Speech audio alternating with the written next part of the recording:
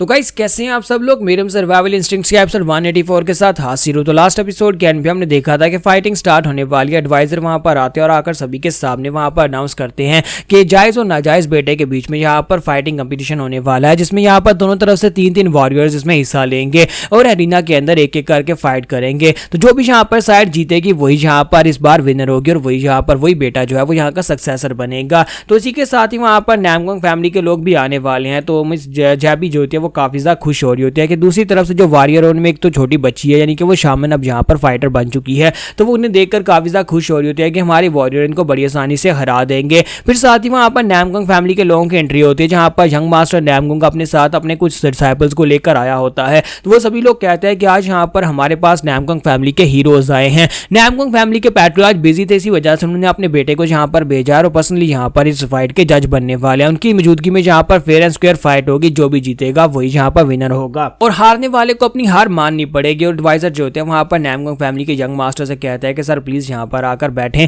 हमारे इस डिफिकल्ट वक्त में आप हमारे लिए टाइम निकाल कर आए, हमारे लिए बहुत ही बड़ी ऑनर की बात है। तो नामगोंग वाज होता है वहां पर उन सभी लोगों से कहता है कि हम लोग यहाँ पर तुम्हारे लिए जज बनकर आए हैं, क्योंकि हमें यहाँ पर लगता है कि जोंग फैमिली में बहुत ज्यादा पोटेंशियल है और एक दिन तुम्हारी जोंग फैमिली काफी ज्यादा आगे जा सकती है। क्योंकि जोंग फैमिली को यहाँ पर हमें यहाँ पर रिक्वेस्ट मिली थी, इसी वजह से मेरे फादर खुद नहीं आ सके तो मैं खुद यहाँ पर इस बात को देखने के लिए गया हूँ। क्योंकि जोंग फैमिली ने यहाँ पर 3-3 फाइटर्स को बुलाया, तो मैं यहाँ पर नोटिस करना चाहता हूँ कि इन लोगों की मार्शल आर्ट्स कैसी हैं। तो हमारा सोल भी जो होता है वहाँ पर सड़ा सोच रहा होता है कि नामगोंग फैमिली के लोग जो है वो काफी सा स्पेशल हैं। मैंने सुना है कि उनके पास यहाँ पर एक स्पेशल टेक्निक है जिसे infinite fire firmament sword technique कहा जाता है। तो मुगी कहता है हाँ ये बात तो वाकई में सच है। तो हमारा सोल भी कहता है कि मैंने यहाँ पर इनके बारे में काफी कुछ सुन रखा है, मैं बस यहाँ पर इनसे फाइट करके देखना चाहता हूँ। तो फाइनली हो सकता है कि मुझे यहाँ पर मौका मिले। तो माई सोंगबा से कहते हैं लेकिन वो तो सिर्फ जज बनकर आए हैं, वो यहाँ पर फाइट नहीं करने वाले। तो हमारा सोल भी कहता है कि हाँ तुमने बिल्कुल ठीक कहा, वो तो सिर्फ जज बनकर आया है। तो सोंगबाओ से कहती है वैसे मैंने यहाँ पर नामगोंग फैमिली के हेड के बारे में सुना है कि नामगोंग फैमिली का जो हेड है वो एक अल्टीमेट मास्टर है, यानी कि वो हमारी एडवांस डिमन राम से भी ज्यादा पावरफुल है। तो हमारा सोल भी कहता है कि अल्टीमेट मास्टर इसका मतलब यह है कि वो जोंगम्योंग गू की तरह ही पावरफुल होगा। के साथ एडवाइजर कहते हैं तो वॉरियर्स जो यहाँ पर पहले फाइट करना चाहते हैं तो वो पहले यहाँ पर अरीना में आ जाए। तो इसी के साथ एक बंदा जो होता है वहां पर निकलकर अरीना में आ जाता है। तो जब वो अरीना में आता है तो दूसरी तरफ सोंगबा कहती है कि मेरी बारी है, मैं इसको हैंडल करती हूँ।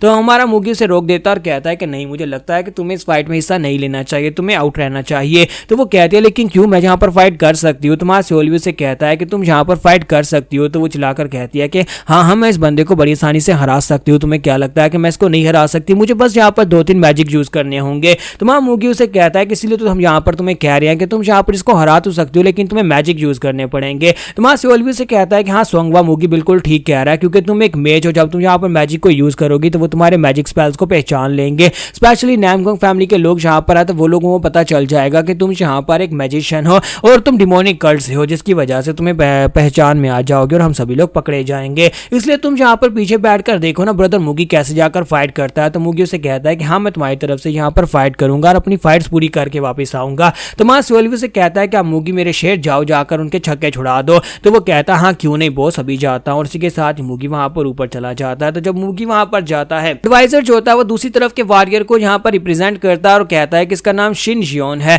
और ये कोई ऐसा वैसा वॉरियर नहीं है, बल्कि ये म्यूरियम अलायंस की इन्वेस्टिगेशन टीम का हिस्सा हुआ करता था और कभी यहाँ पर जगह के पर काफी ज्यादा फेमस भी था। इसका टाइटल कोल्ड हार्टेड फैंटम स्वर्ड्समैन है। जहां तक कि हमारे जियांग नैंग में बहुत सारी ऐसी पायरेट गैंग्स थी जिनको वाइप आउट करने में इसने हिस्सा लिया था। उन सभी रेड्स जो हुई थी, जो कि यहाँ पर उनके पर ऑपरेशंस हुए थे, उन सभी ऑपरेशंस में एज अ सोल्जर जो हिस्सा लेता रहा है और यहाँ पर सभी जितने भी पायरेट्स हैं उन सभी को खदेड़ने में इसने बहुत ज्यादा मेहनत की है। पिछले 10 साल से इसने यहाँ पर म्यूरियम अलायंस की आर्मी को ज्वाइन किया था और वहां पर काफी ज्यादा काबिल जिक्र रहा है और काफी ज्यादा फेमस भी रहा है और इसी वजह से कोल्ड हार्टेड फैंटम स्वॉर्डमैन का टाइटल मिला है। तो सभी लोग उसकी बात सुनने के बाद, यानी उसका टाइटल सुनने के बाद काफी ज्यादा हैरान भी हो रहे होते हैं और कहते हैं कि आखिर यहाँ पर मैडम जाबी को यह बंदा कहाँ से मिल गया, ये तो एक प्रोफेशनल वॉरियर है। जबकि दूसरी तरफ एडवाइजर जो होते हैं मुगी से कहता है कि हमें तुम्हारा नाम नहीं पता, क्या तुम खुद यहाँ पर अपने बारे में कुछ थोड़ा बहुत बताना चाहोगे, अपना नाम और अपना टाइटल बता दो। तो हमारा मुगी जो होता है वो कहता है कि मुझे सेंट्रल प्लेन्स में आया हुआ अभी ज्यादा वक्त नहीं हुआ, मैं कुछ अर्सा पहले यहाँ पर आया हूँ और यहाँ पर आने के बाद मैं 10 फाइट कर चुका हूँ जो कि रेड लाइट डिस्ट्रिक्ट में हुई थी। वहां पे कुछ गुंडे लोग जो थे मुझे तंग कर रहे थे।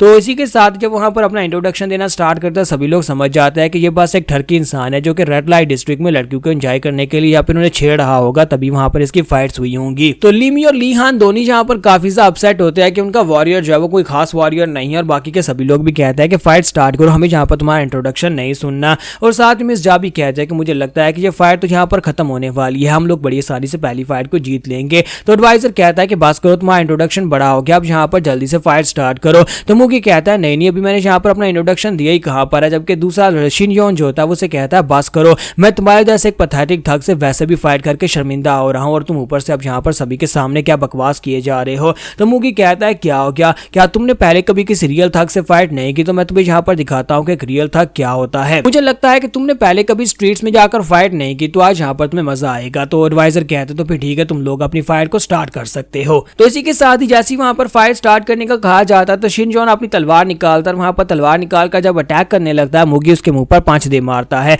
जैसे ही उसे पंच मारता है फिर साथ ही उसकी चेस्ट के ऊपर एक पंच मारता है और उसे ऊपर की तरफ उड़ाता है, फिर साथ ही ऊपर की तरफ जंप करते हैं, वहां पर उसके सर में किक दे मारता है। तो मूगी जब वहां पर उसे किक मारता है तो उसी के साथ ही वहां पर जो शिन जॉन होता है वो ग्राउंड के ऊपर गिरता है। सभी लोग देखकर बहुत ज्यादा हैरान हो जाते हैं कि यहाँ पर हुआ क्या, क्योंकि हमारे मूगी ने उस शिन जॉन बेचारे को तलवार निकालने या फिर अटैक बैक करने का मौका ही नहीं दिया। उसने इतनी बार उसके ऊपर अटैक किया, यानी 3 ही अटैक्स में वहां पर उसको ढेर कर दिया। तो हमारा मूगी कहता है कि अब तुम्हें समझ आई, मुझे लगता है कि तुम यहाँ पर म्यूरियम अलायंस की इन्वेस्टिगेशन टीम का हिस्सा होने के लायक ही नहीं थे। पहली फाइट वहां पर खत्म हो जाती है और एडवाइजर जो होते हैं वहां पर डॉक्टर्स को बुलाते हैं कि जल्दी से डॉक्टर्स आओ, यहाँ पर से उठाकर लेकर जाओ कि मैडम जाबी बहुत ज्यादा गुस्सा हो रही होती है और कहती है यहाँ पर हुआ क्या, आज ये बंदा इतनी आसानी से कैसे हार गया। इसने तो कहा था कि ये इन्वेस्टिगेशन यूनिट में पिछले 10 साल से और बहुत सारे किडनैपर्स और टबोरियों को पकड़ चुका है। दूसरी तरफ से हमारा जो ब्रदर नैमगोंग होता है वो कहता है कि तुम लोगों ने क्या इस बात को नोटिस किया। तो उसके साथ ही उसे कहता है कि क्या तुम्हें यहाँ पर कुछ खास दिखाई दिया है। तो वो कहता है हाँ मुझे लगता है कि ये लड़का एक अवोकन मास्टर है, यानी कि ये एक सुप्रीम राम का मास्टर और काफी ज्यादा स्पेशल भी है। तो हमारा मूगी उन लोगों से कहता है क्या हम लोग यहाँ पर अगली फाइट करने वाले हैं या फिर नहीं। और इसी के साथ एडवाइजर जो होता है वो कहता है कि अगला वॉरियर प्लीज जल्दी से ऊपर आ जाओ।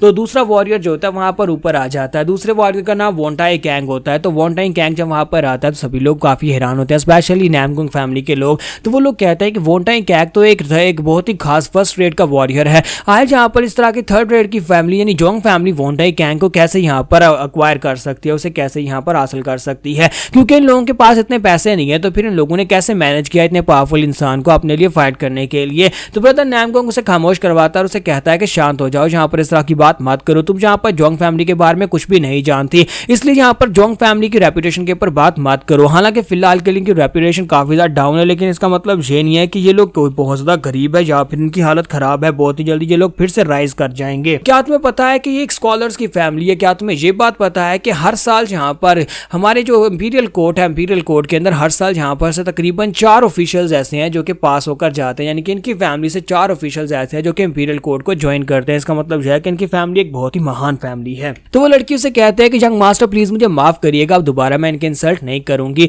तो जब वो लोग वहां पर आपस में बात ही कर रहे थे इतनी देर में वोंटाई कैंग भी ग्राउंड के ऊपर गिरा पड़ा होता है और मूगी जो होता है उसको भी हरा देता है। तो मूगी कहता है कि ये तो बहुत ज्यादा कमजोर था, अब यहाँ पर तीसरे वॉरियर को जल्दी से बुलाओ, मैं तो बहुत ज्यादा बोर हो रहा हूँ। तो यहाँ पर हम लोग अपनी एपिसोड 184 का एंड करेंगे और नेक्स्ट एपिसोड में देखेंगे क्या हमारा मूगी तीसरे वॉरियर को भी हरा पाएगा या फिर नहीं, क्या हमारे सोल्वी को फाइट करने का मौका मिलेगा या नहीं।